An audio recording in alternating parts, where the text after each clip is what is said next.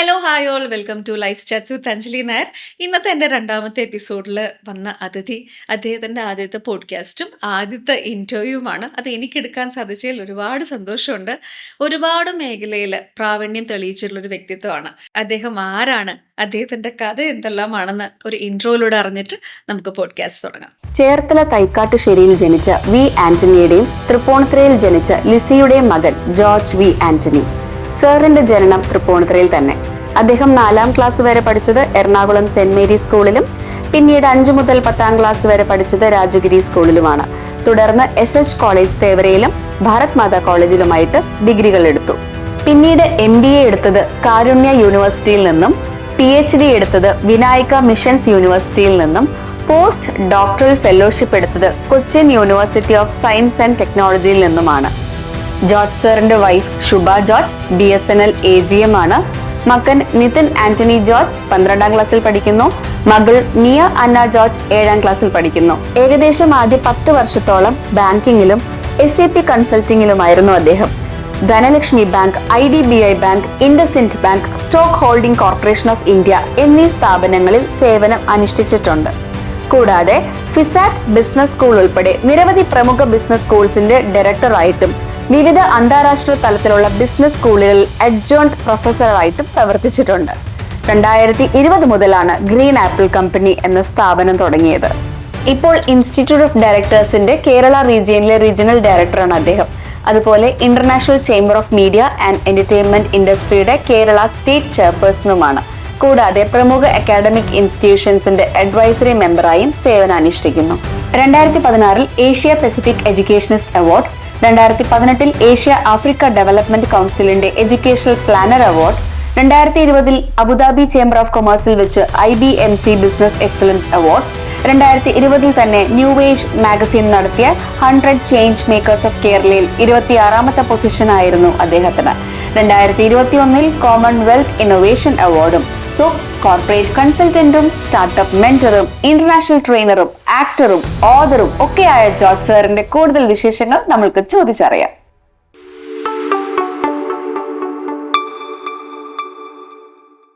So hello, നമസ്കാരം George sir. നമസ്കാരം ma'am. Yes, അപ്പോൾ ഗ്രീൻ ആപ്പിൾ സക്സസ് ഫാക്ടർ, ഈ ഒരു വാക്ക് ഞാൻ കേട്ടു.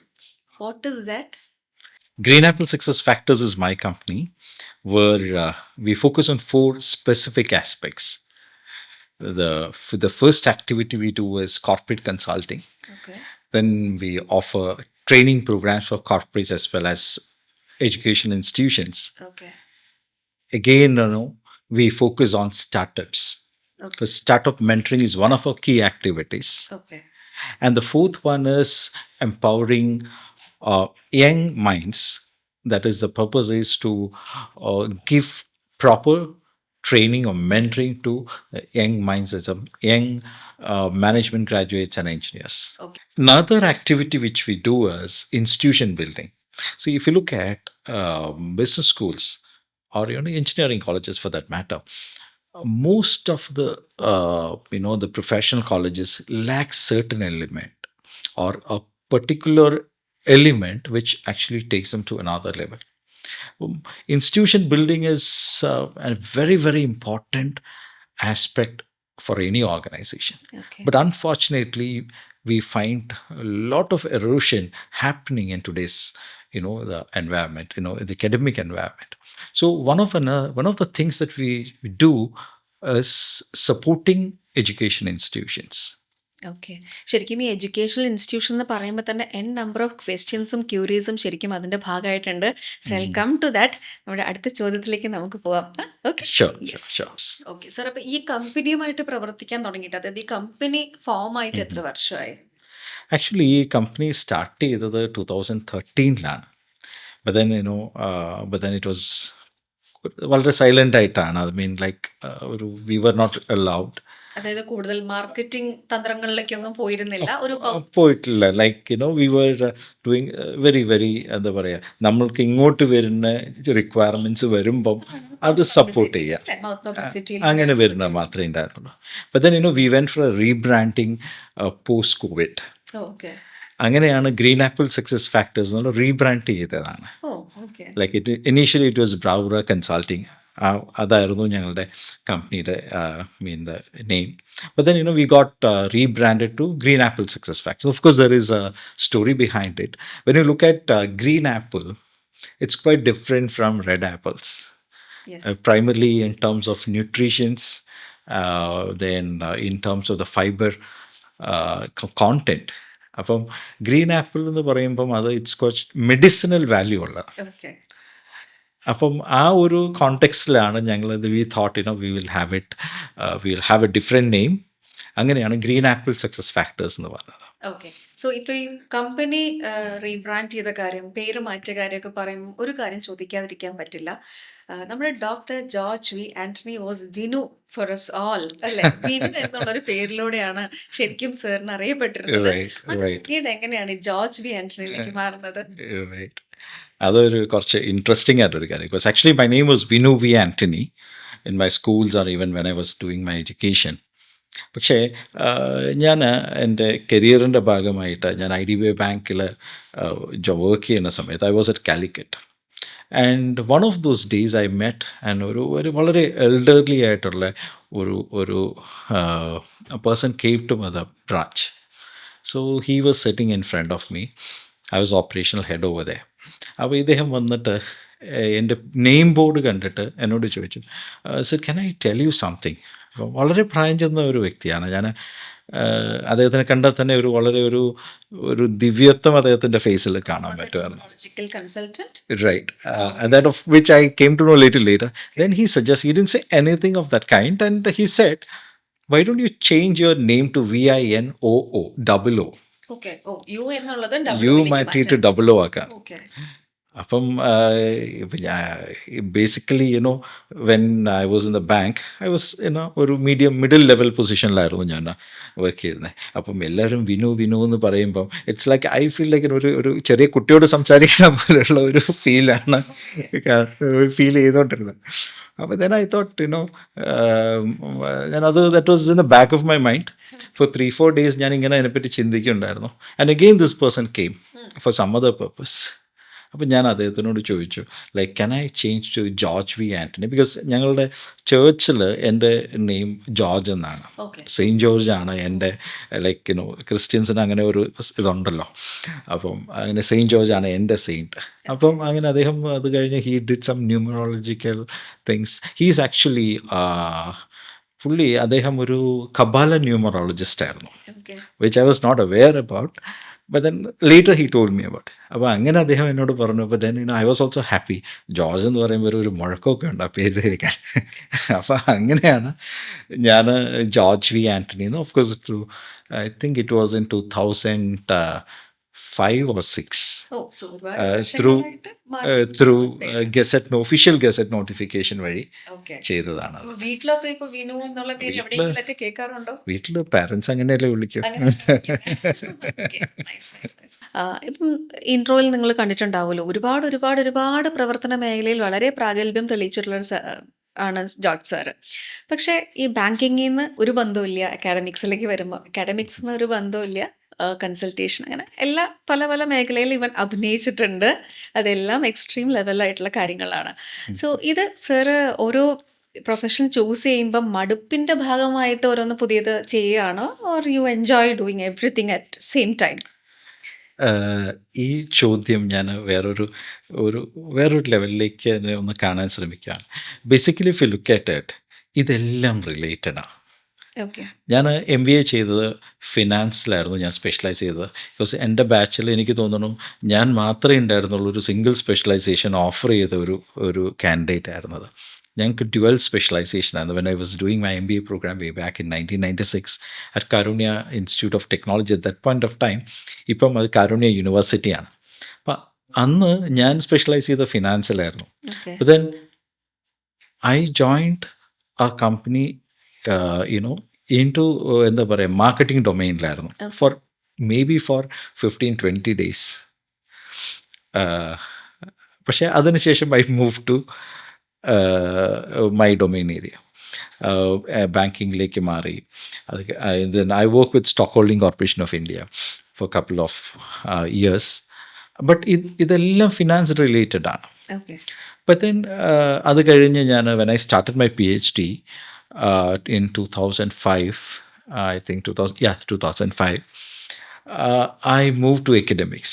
Okay. That time I was working with IDBI Bank and I resigned from bank and I joined academics. ഒരു business school I joined as an assistant professor. Okay. Then for the next 15 years, I was actively into academics. And at certain stage, few years later, I became the director. Probably, എനിക്ക് തോന്നുന്നു, I was one of the youngest directors of business schools in Kerala. Okay. Nice. പക്ഷേ ഇതെല്ലാം നോക്കുമ്പോൾ ഇതെല്ലാം റിലേറ്റഡാണ്. ഇപ്പോൾ ഇൻഡസ്ട്രിയിലുള്ള experience എക്കഡമിക്സിൽ വരുമ്പം എനിക്ക് ഒരുപാട് അഡ്വാൻറ്റേജ് ബെനിഫിഷ്യൽ ആയിട്ടുണ്ട്. കാരണം the networking which I have, പിന്നെ അതുപോലെ the exposure you get from the industry, ഇതെല്ലാം ഒരുപാട് സപ്പോർട്ട് ചെയ്യും. ആൻഡ് റിവേഴ്സ് ഓൾസോ, ബിക്കോസ് ഞാൻ ഇൻസ്റ്റിറ്റ്യൂട്ട് ഓഫ് ഡയറക്ടേഴ്സിൻ്റെ ഓണററി റീജിയണൽ ഡയറക്ടറാണ്. പിന്നെ ഞങ്ങൾ ട്രെയിനിങ് പ്രോഗ്രാംസ് ഓഫർ ചെയ്യും. So senior management of various organizations, director level professionals. Even otherwise in my company, Green Apple Success Factors also offer training programs. അപ്പം അങ്ങനെ നോക്കുമ്പം കോർപ്പറേറ്റ്സിലുള്ള നല്ല കോർപ്പറേറ്റ്സിൽ കമ്പനികൾ അവരുടെ സീനിയർ ലെവൽ പ്രൊഫഷണൽസിനെ ട്രെയിനിങ്ങിന് അയക്കാറുണ്ട്. Why do they do that? Because they know the need for academic empowerment. അപ്പം ഞാനിത് നോക്കുന്നത് എന്താണെന്ന് വെച്ചാൽ എൻ്റെ ഒരു കാഴ്ചപ്പാടിൽ ഇതെല്ലാം റിലേറ്റഡാണ്. And I was in to banking, I was in to capital market operations or portfolio management systems. And later researchും my PhD was in banking information security. ഓക്കെ. അന്ന് റിസർവ് ബാങ്ക് ഓഫ് ഇന്ത്യയുടെ IT ഹെഡായിരുന്ന ജി പത്മനാഭൻ സാറിൻ്റെ ചേംബറിലാണ് തിരുവോണത്തിൻ്റെ അന്ന് 2006 തിരുവോണത്തിൻ്റെ അന്ന് ആണ് എൻ്റെ ക്വസ്റ്റ്യനറിൻ്റെ കണ്ടൻറ്റ് വാലിഡിറ്റി ചെയ്തത്. ഓക്കെ. And I deemed it as a godly or a heavenly blessing ആണത്. കാരണം എത്ര പേര് PhD ചെയ്യണ എത്ര പേർക്ക് അങ്ങനെയുള്ള ഒരു ഭാഗ്യം കിട്ടിയിട്ടുണ്ട്. And I strongly feel that it's ഒരു divine blessing. Then you asked me about acting. Acting was a passion for me. ഞാൻ സ്കൂളിൽ പഠിക്കുമ്പോൾ അല്ലെങ്കിൽ കോളേജിൽ പഠിക്കുമ്പോൾ ചെറിയൊരു മിമിക്രി ആർട്ടിസ്റ്റൊക്കെ ആയിരുന്നു. അപ്പം I use to participate in drama. Of course വലിയതൊന്നും അല്ല. I use to Kamal Haasan, അതുപോലെ നെടുമുടി വേണു. ഇപ്പോഴും ചെയ്യാൻ പറഞ്ഞാൽ ഞാൻ ചെയ്യും, പക്ഷേ may not be that perfect. കേൾക്കുമ്പോൾ ഭയങ്കര ഒരു കൗതുകം. അപ്പൊ കമൽഹാസൻ സാറിന്റെ സൗണ്ടിൽ 2 ഡയലോഗ് പറയുകയാണെങ്കിൽ അടിപൊളിയായിരിക്കും. അത് അങ്ങനെ ചെയ്തിട്ടുണ്ട്. ഇപ്പം എനിക്കറിയില്ല അത്, because I am not practising. ക്ലാരിറ്റിയോട് കൂടി കിട്ടണം നിർബന്ധമൊന്നുമില്ല, പക്ഷേ ഡെഫിനറ്റ്ലി ട്രൈ ചെയ്യാം. അതിപ്പോ ചെയ്യണോ അതോ?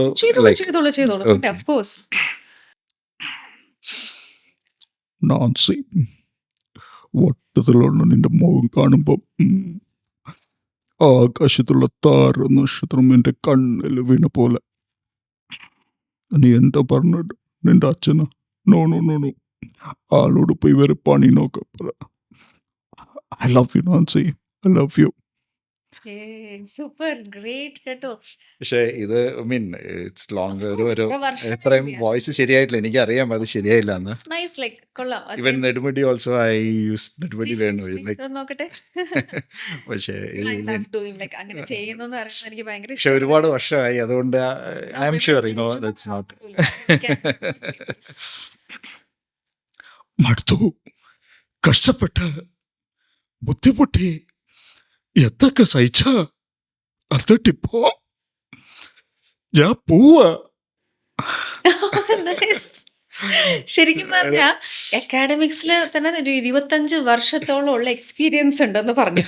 ഇപ്പൊ അഭിനയമാണെങ്കിലും എനിക്കറിയാം ചെയ്തിട്ടുണ്ട് അല്ലേ, ഷോർട്ട് ഫിലിംസ് ചെയ്തിട്ടുണ്ട്, ആൽബംസ് ചെയ്തിട്ടുണ്ട്. സിനിമയിലേക്കൊക്കെ പോകാനുള്ളൊരു ആഗ്രഹം വന്ന് തുടങ്ങിയിട്ടുണ്ട് എന്നൊക്കെ ഞാൻ കേട്ടിട്ടുണ്ട്. Let it happen. പക്ഷെ ഇതിൽ ഏത് ചെയ്യുമ്പോഴാണ് യു എൻജോയ്? അതായത് ബാങ്കിങ് ഫീൽഡ് ആയിരുന്നോ എൻജോയ് ചെയ്തിരുന്നത്, അതോ ഇപ്പോൾ അക്കാഡമിക്സിലെ ബിസിനസ് സ്കൂൾസിൽ അവിടെയാണോ എൻജോയ് ചെയ്തിരുന്നത്, അതോ ആക്ടിങ്ങിലാണോ? To be very frank and honest, I enjoy whatever I do. I do only those things which I enjoy. Perfect. ഇത് ഇപ്പം ആൽബമിൻ്റെ കാര്യം പറഞ്ഞു. ആക്ച്വലി എൻ്റെ വളരെ ഒരു അടുപ്പമുള്ള ഒരു ചേട്ടനുണ്ട്. He was actually a photographer.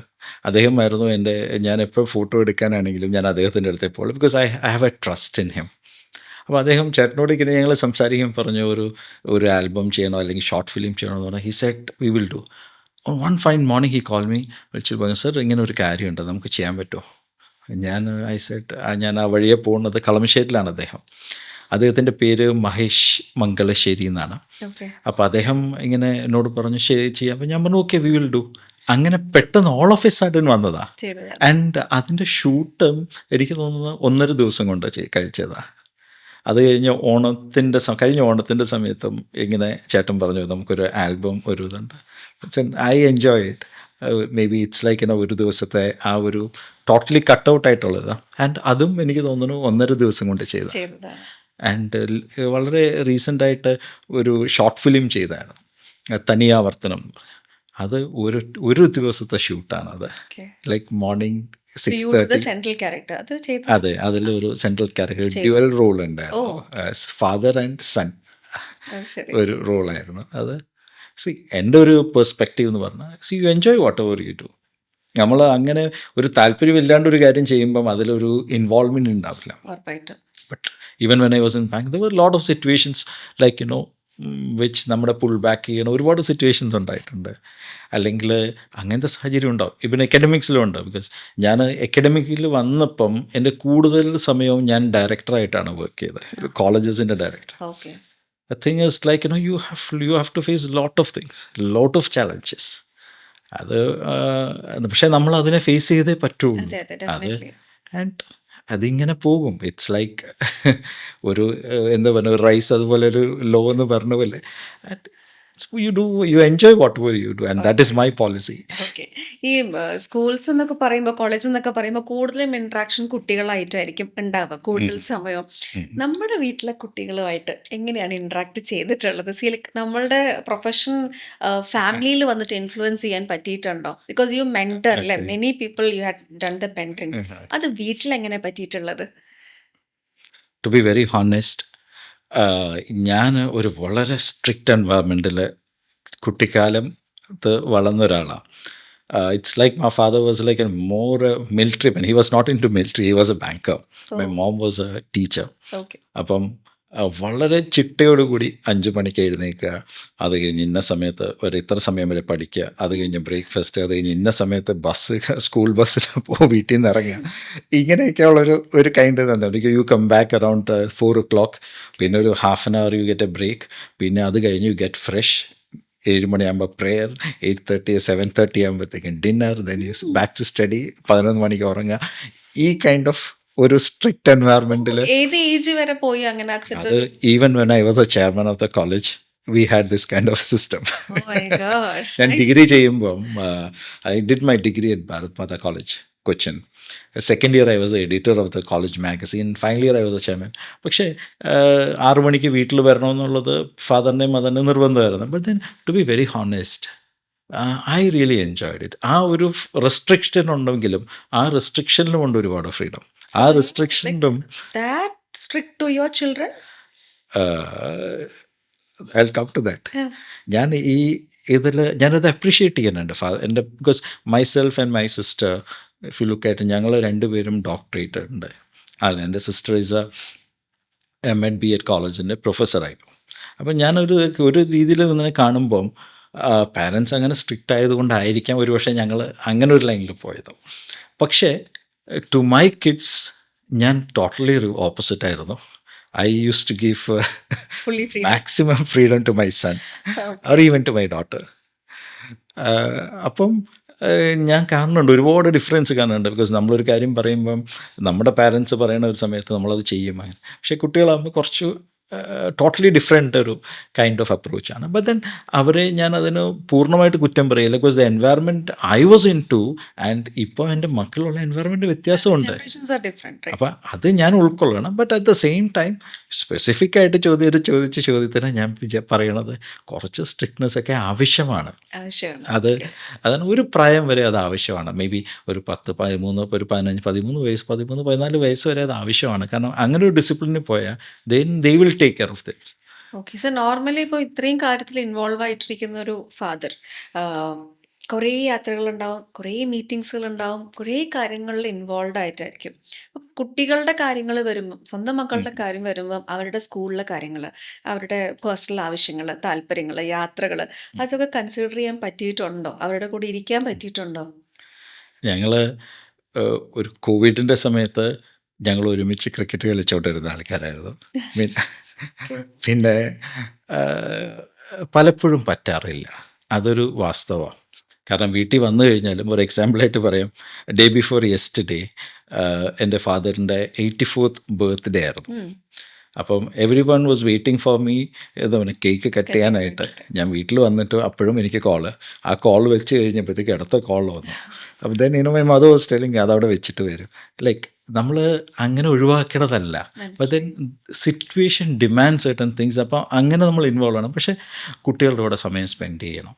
And now purposefully അല്ലെങ്കിൽ ഞാൻ ഡെലിബറേറ്റ്ലി സമയം സ്പെൻഡ് ചെയ്യാൻ ശ്രമിക്കാറുണ്ട്. കാരണം നമ്മുടെ പ്രസൻസ് ഇവർക്ക് ഒരുപാട് ആവശ്യമാണ്. കാരണം വെൻ്റ് ഔട്ട് ഇനിയിപ്പോൾ എൻ്റെ മോൾ എന്നോട് എന്ത് കാര്യമുണ്ടെങ്കിലും she's in to 7th standard, she'll come and tell me school ക്ലാസ്സിൽ ഇങ്ങനെ നടന്നു, അങ്ങനെ നടന്നു, അതുണ്ട്. മോനാണെങ്കിലും അതെ, ഈസ് ഇപ്പം 12th ഓഫ് കോഴ്സ് ഞാൻ പറഞ്ഞാൽ ചിലപ്പോൾ എല്ലാ കാര്യം കേൾക്കില്ലായിരിക്കും. പക്ഷേ ഹീ വിൽ എന്താ പറയുക ജെനുവനായിട്ട് ഓപ്പൺ അപ്പ് ആവും. അപ്പം നമ്മൾ they will not hide anything from us. അപ്പം ഞാൻ വിചാരിക്കുന്നത് നമ്മൾ മക്കളോട് ആ ഒരു ഫ്രീഡവും അവർക്ക് ആ ഒരു കോൺഫിഡൻസ് ഉണ്ടെങ്കിൽ, ഓഫ് കോഴ്സ് എല്ലാം നമ്മൾ പറയണമെന്ന് ചെയ്തിട്ടില്ലായിരിക്കാം, പക്ഷേ they will move in the right track. പിന്നെ കുട്ടികളോടൊരു സമയം സ്പെൻഡ് ചെയ്യണം എന്നുള്ളതിൻ്റെ ആവശ്യകത I realised to the later stage. But then now I know because my son is in to 12th standard. Maybe professional course പോയി കഴിഞ്ഞാൽ then വീട്ടിൽ 4 പേരെന്നുള്ളത് ചുരുങ്ങി 3 പേരാവും. He might be going to hostel. So the best time is അവരുടെ ഏറ്റവും ആ ഒരു കുട്ടിക്കാലം മാക്സിമം സമയം സ്പെൻഡ് ചെയ്യുക. അതൊരു നല്ല കാര്യമാണെന്ന് ഇപ്പം ഞാൻ റിയലൈസ് ചെയ്യുന്നുണ്ട്. എന്തൊക്കെ ചലഞ്ചസ് ആണ് ലൈക്ക് ഇപ്പം ഫാമിലിയൊക്കെ വിട്ടിട്ട് നമ്മൾ ബാക്ക് ടു പ്രൊഫഷനിലേക്ക് വരുമ്പം ഒരുപാട് കാര്യങ്ങൾ ഒരേ സമയം ചെയ്യുന്നത് കൊണ്ട് തന്നെ ഒരുപാട് ചലഞ്ചസ് ഉണ്ടെന്ന് നേരത്തെ സാറ് പറഞ്ഞു. ബട്ട് ഏറ്റവും കൂടുതൽ ഫേസ് ചെയ്തിട്ടുള്ളൊരു ചലഞ്ച് എന്തായിരിക്കും? അതായത് ഞാനിങ്ങനെ ഒരുപാട് കാര്യങ്ങൾ ചെയ്യുന്നത് കൊണ്ട് ഇതിലിത്ര ചെയ്തില്ല, അതിലിത്ര കുറവ് വന്നു, അല്ലെങ്കിൽ ബിസിനസ് സ്കൂൾസ് ഒരുപാട് കൈകാര്യം ചെയ്തിട്ടുള്ളൊരു വ്യക്തിത്വമാണ്. അങ്ങനെ എന്തെങ്കിലും ഒരു ഇത് ഫേസ് ചെയ്തിട്ടുണ്ടോ? ഒരു ചലഞ്ച് ഫേസ് ചെയ്തിട്ടുണ്ടോ സാർ? എന്നെ സംബന്ധിച്ച് പറഞ്ഞാൽ എനിക്ക് സമയമില്ലാത്തത് കൊണ്ട് ഒരു കാര്യം ചെയ്യില്ല അല്ലെങ്കിൽ ചെയ്യാൻ പറ്റുന്നില്ല എന്ന് വിശ്വസിക്കുന്ന ഒരാളല്ല ഞാൻ. കാരണം എന്താണെന്ന് വെച്ചാൽ എൻ്റെ ഒരു ഫിലോസഫിയിൽ എനിക്കൊരു കാര്യം ചെയ്യണമെങ്കിൽ ഞാനതിന് സമയം കണ്ടെത്തും. അത് നമുക്ക് 24 hours ഉണ്ട്, അത് കണ്ടെത്താൻ പറ്റും. Because when I was doing my PhD post dock ചെയ്യുമ്പോൾ PhD ചെയ്യുന്ന സമയത്താണ് ഞാൻ രാവിലെ 3 മണിക്ക് എഴുന്നേക്കാൻ തുടങ്ങി. ആ സമയത്ത് when I use to write കുറച്ചൊരു നല്ലൊരു ഈസി ഫ്ലോ വരാൻ തുടങ്ങി. പിന്നെ I made it a practice. Even now I wake up at 3 o'clock. ഞാനിപ്പോൾ ഞാനിപ്പം റൈറ്റിംഗ് ആണെങ്കിലും എൻ്റെ ബുക്ക് റൈറ്റിംഗ് ആണെങ്കിലും ഒക്കെ ഞാൻ ആ സമയത്താണ് 3 to 6 ആണ് എൻ്റെ ജനറിക് ടൈം. അതിലെനിക്ക് ഒരുപാട് കാര്യങ്ങൾ ആ സമയത്ത് ചെയ്തു തീർക്കാൻ പറ്റും. പിന്നെ എൻ്റെ ഒരു സ്ട്രാറ്റജി എന്ന് ഞാൻ പറയില്ല, may be the strength which I enjoy, ഞാൻ കുറേ സ്പീഡിൽ കാര്യങ്ങൾ ചെയ്യണ ഒരാളാണ്. മേ ബി തെറ്റിപ്പോകാറുണ്ട്, ഇല്ല എന്നുള്ള. But still I strongly feel that if you are really interested, if you are really passionate and if you really want to do something, you will have time. പിന്നെ tired ആവും, that is always there. But if you enjoy ആ tiredness നമുക്കൊരു barrier അല്ല. Of course. അതെ. Then at some point of time I take a break also. അത് maybe ഇപ്പം ഇന്നലെ ഞാനും എൻ്റെ മകനുമായിട്ട് ട്രാവൽ ചെയ്യുന്ന സമയത്ത് പറഞ്ഞ he said, "Akshay, you should go for a tour with your friends. You should take a break." അപ്പം ഞാനപ്പോൾ മനസ്സിലാക്കുന്ന ഒരു കാര്യം, ഹീസ് അണ്ടർസ്റ്റാൻഡിങ് ഞാൻ എത്ര എഫേർട്ട് എടുക്കുന്നുണ്ട് അല്ലെങ്കിൽ എൻ്റെ ഇത് എന്താണെന്നുള്ളത് മനസ്സിലാക്കണുണ്ട്. Y mentor matters. സാറിന് മനസ്സിലായി കാണാൻ ഞാൻ എന്തുകൊണ്ടാണ് സാറിനോട് സ്പെസിഫിക്കലി ആ ബുക്കിനെ കുറിച്ച് ചോദിക്കുന്നത് എന്നുള്ളത്. സാർ എഴുതിയ ആദ്യ ബുക്കാണ്. പക്ഷേ എവിടെയും ഒരു മെൻറ്ററിൻ്റെ പെർഫോമൻസ് അല്ലെങ്കിൽ ഒരു മെൻറ്ററിൻ്റെ കോൺട്രിബ്യൂഷൻ അസസ് ചെയ്യാനായിട്ടുള്ളൊരു ഒരു രീതി കണ്ടിട്ടില്ല കോർപ്പറേറ്റ്സിൽ. So actually who was your mentor? എനിക്ക് മാത്രം ചെയ്യാൻ പറ്റുന്നുള്ള കാര്യങ്ങൾ ഞാൻ ചെയ്യും. അപ്പം അതല്ല നമ്മൾ ഡെലിഗേറ്റ് ചെയ്യേണ്ട കാര്യങ്ങൾ ഡെലിഗേറ്റ് ചെയ്യണം. അതിനകത്ത് there is nothing wrong in that. But like, how do we choose a right mentor?